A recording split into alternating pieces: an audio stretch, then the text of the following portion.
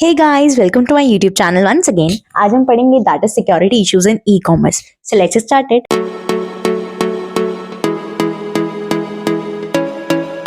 सबसे पहले हमारे पास आता है सिक्योरिटी थ्रेट्स इन ई कॉमर्स। ठीक है, first is denial of services. Denial of services एक ऐसा अटैक होता है जो कि हैकर्स करते हैं।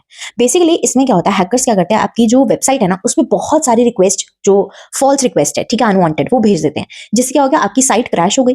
ठीक है, इसमें यूजुअली जो है सिक्योरिटी थ्रेट्स जो होते हैं वो कम होते हैं, इन्फॉर्मेशन कम लॉस होती है, बट इसका मेन फोकस ये होता है कि साइट को क्रैश करना, ताकि लोग उसको एसेस ना कर पाए।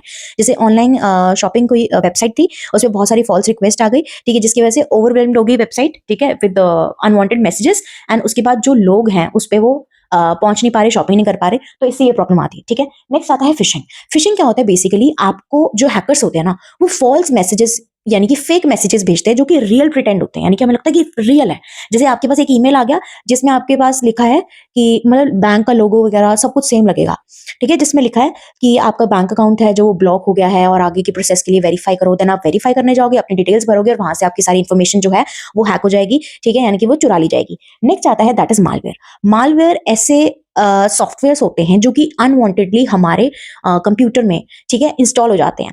अब इसको आप इसमें हमारे वायरस देन बॉम्ब्स वगैरह सब कुछ इंक्लूड होते हैं। ठीक है, इसका मेन यही होता है कि ये जो फाइल्स है ना उसको डैमेज कर सकते हैं या फिर जो फाइल्स की स्पीड है उसको कम कर देते हैं। जैसे मान लो आप किसी भी वेबसाइट पे गए एंड आपने फ्री मूवी डाउनलोड कर ली, ठीक है, वहां से क्या हुआ, मालवेयर आपके कंप्यूटर में आपके मतलब एंटर हो गया।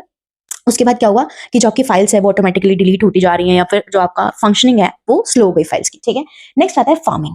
अब फार्मिंग में क्या होता है, फार्मिंग में बेसिकली आपको लगेगा आप रियल वेबसाइट पे बैठे हो, लेकिन वो आपको जो अटैकर है, जो हैकर है ना, वो क्या करेगा, आपको रीडायरेक्ट कर पाएगा किसी, मतलब रीडायरेक्ट कर देगा आपको फेक वेबसाइट पे। तो वहां पे जब भी आप कोई भी इन्फॉर्मेशन डालोगे, कुछ भी करोगे, तो वहां से आपके सारे डेटा जो है वो चोरी हो जाएगा। ठीक है, आपकी कुकीज वगैरह जो भी, ये सारी चीजें स्टील हो जाएंगी। नेक्स्ट आता है एसक्यूएल इंजेक्शन। इसमें क्या होता है, जो अटैकर होता है ना वो मिलिशियस कोड्स एंटर कर देता है, ठीक है, लॉगिन पेज में, जो लॉगिन एरिया होता है वहां पे। तो वहां पे वो क्या करता है, स्पेशल कोड को एंटर करके किसी फाइल को एसेस कर सकता है, किसी जगह को, किसी वेबसाइट को। उसको पासवर्ड डालने की जरूरत नहीं है, तो बिना पासवर्ड के भी वो एसेस कर लेता है। नेक्स्ट आता है cross site scripting. Cross site scripting पे क्या होता है, यहाँ पे बेसिकली हैकर क्या करता है, एक रियल जेन्युइन वेबसाइट पे जाता है, ठीक है, और मिलिशियस कोई भी, मतलब जैसे कमेंट जो आपका कमेंट सेक्शन हो गया वेबसाइट का, वहां पे जाके मिलिशियस कोड वगैरह कुछ लिख देगा। वहां पे आप लोग एंटर करोगे, आपको स्क्रिप्ट चलती हुई दिखेगी, लेकिन आपका जो डेटा है वो चोरी हो जाता है। नेक्स्ट आता है की लॉगर्स। ये एक ऐसा हैकिंग या अटैक कह सकते हो होता है। हैकर्स क्या करते हैं, जो भी आप अपने कीबोर्ड पर टाइप कर रहे हो ना वो सब रिकॉर्ड होता जा रहा है। ठीक है, तो बेसिकली अगर आप अपना कोई भी पासवर्ड डाल रहे हो, ईमेल आईडी या कुछ भी डाल रहे हो, कुछ भी, वो सारी इंफॉर्मेशन जो भी आप की लॉग्स पे वर्क कर रहे हो वो सारा कुछ हैक हो रहा है। Next is man in the browser attack. ये रिसेंटली ज्यादा अभी कुछ टाइम से फेमस चल रहा है। इसमें क्या है कि जो ब्राउज मतलब बेसिकली यहाँ पे जो हैकर है ना वो क्या है, वो आपके ब्राउजर के बीच में बैठा है। उसमें क्या है, जैसे मान लो फॉर एग्जांपल आपने अपने बैंक अकाउंट में आप गए और आपने क्या करा कि डिटेल्स वगैरह डाल दी, ठीक है, XYZ पर्सन को आपने पैसे देने हैं। उसमें क्या होगा, अमाउंट मान लो आपने 5,000 डाल दिया, कि वो क्या करेगा, उसमें ऐसा हैकिंग सिस्टम है कि वहां पे क्या होगा, जो अकाउंट डिटेल्स है वो अपने आप ही चेंज हो जाएंगी। यानी कि पैसे जो एक ओरिजिनल पर्सन, जो ओरिजिनल एंटिटी जिसको आप भेजना चाह रहे हो, उसके पास जाके हैकर के पास पैसे चले जाएंगे। ठीक है, नेक्स्ट हमारे पास आता है इंप्लीमेंटिंग कंप्यूटर सिक्योरिटी। देखो, अब थ्रेट तो समझा दिया, अब सिक्योरिटी भी तो करनी पड़ेगी ना। तो वहां पे क्या क्या, ठीक है, कौन सी इंप्लीमेंटेशन हैं। First is data encryption. Data encryption क्या होता है, बेसिकली प्लेन टेक्स्ट को, यानी कि जो नॉर्मल टेक्स्ट है, मान लो हेलो है, हाय है, कोई भी वर्ड है, ठीक है, उसको जब आप कोड में कन्वर्ट करते हो, इंक्रिप्ट करते हो, ताकि कोई और पढ़ ना पाए, इज कॉल्ड डेटा इंक्रिप्शन। जैसे हेलो का आपने कर दिया फॉर एग्जाम्पल HELLO, ठीक है, आपने #94 कुछ भी स्लैश लगा दिया, कुछ भी इस तरीके से कि कोई ना पढ़ पाए। आपने व्हाट्सएप पे देखा होगा, योर चैट्स आर इंक्रिप्टेड लिखा होता है। तो बेसिकली यहाँ पे क्या होता है इंक्रिप्शन में, कि जो दो लोग हैं जो चैट कर रहे हैं वही पढ़ पाएंगे।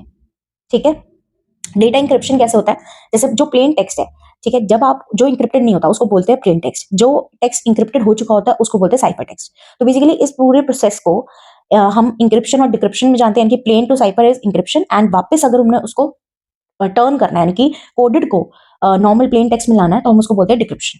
ठीक है, नेक्स्ट आता है क्रिप्टोग्राफी। क्रिप्टोग्राफी क्या होता है, बेसिकली ऐसे कोड्स या ऐसे इंक्रिप्शन करना जिससे आपका डेटा सिक्योर रह सके। ठीक है, ATM पिन्स में होता है इससे क्या होता है कि आप अपने डेटा को सिक्योर कर सकते हो। इसका मेन फोकस होता है क्रिप्टोग्राफी का, 3-4 ऑब्जेक्टिव होते हैं। ऑथेंटिकेशन, ये देखना कि जो पर्सन है, मतलब जो पर्सन जो असेस कर सकता है सिर्फ वही पर्सन है। इसमें इंटीग्रिटी, यानी कि कोई भी चेंजेस नहीं किए जा रहे हैं, जो डेटा है वो अल्टर नहीं हुआ, ठीक है। नेक्स्ट इज जो आप कहोगे इज बेसिकली हम ये चेक करते हैं कि ओरिजिनलिटी है, ऑथेंटिकेशन है, इंटीग्रिटी है, ये सब चीजें हम देखते हैं। नेक्स्ट आता है पब्लिक की क्रिप्टोग्राफी। पब्लिक की क्रिप्टोग्राफी में क्या होता है, 2 कीज होती हैं। एक ही होती है जो पब्लिक होती है, एक होती है प्राइवेट, ठीक है। पब्लिक की ओपन टू ऑल, प्राइवेट की सबके पास अपने अलग अलग होती है। प्राइवेट में क्या होती है, एक ही की होती है, उसी की से इंक्रिप्शन, उसी की से डिक्रिप्शन, ठीक है। वहां पे पब्लिक में क्या होता है, दोनों की अलग अलग की, इंक्रिप्शन की अलग, डिक्रिप्शन की अलग। नेक्स्ट आता है digital signature. Digital signature almost similar होता है नॉर्मल सिग्नेचर के। डिजिटल सिग्नेचर ये बताता है कि जो भी पर्सन है जिसने साइन किए हैं, मतलब जिसके सिग्नेचर है वही पर्सन ऑथराइज्ड है, और कोई भी ऑल्ट्रेशन नहीं की जा रही है कंटेंट में, फाइल्स में। नेक्स्ट आता है digital certificate. Digital certificate identity देती है कि पर्सन बेसिकली जो जिसके पास अथॉरिटी है सिर्फ वही असेस कर रहा है। Next is firewall. Firewall basically आपके नेटवर्क और कस्टमर के बीच, सॉरी, कंप्यूटर के बीच में एक वॉल की तरह है। बेसिकली वो सिक्योर करता है कि कौन सी चीज आप तक पहुंच सकती है, कौन सा कंटेंट आपके पास आ सकता है, कौन सा नहीं आ सकता, ठीक है। सो आई होप आपको अच्छे से समझ में आया होगा। And please like, share, subscribe my channel. कोई भी प्रॉब्लम हो तो कमेंट मी डाउन। एंड अगर आपको और वीडियोस चाहिए, तो जो भी, अगर आपको कोई भी रील चाहिए इस रिलेटेड या कुछ भी समझना है, तो कमेंट मी डाउन। जय श्री राम।